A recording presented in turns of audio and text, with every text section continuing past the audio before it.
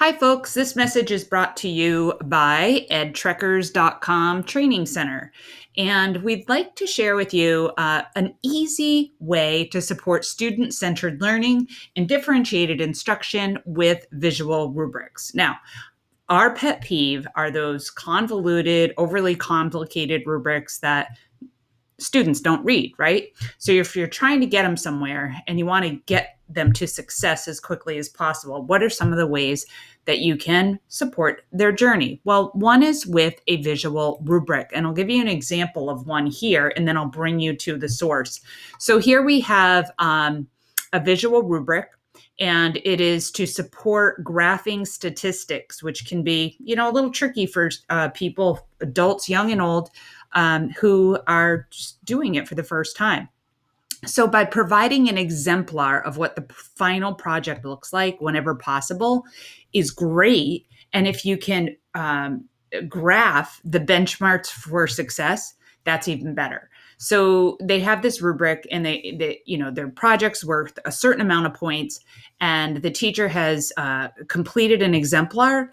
But then you can screenshot it, and I'll give you an example of how you can screenshot it. This is Awesome Screenshot, which is a Chrome extension, and you can just click on selected area, and you could select the area. So we'll pretend this is the graph, right? And then you capture it.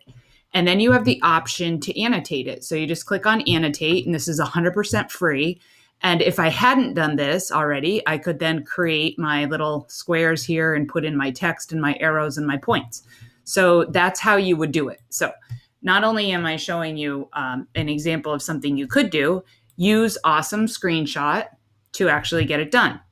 The second thing is, here we give the exemplar, and then we kind of like draw their attention to the points that they get for each part of it.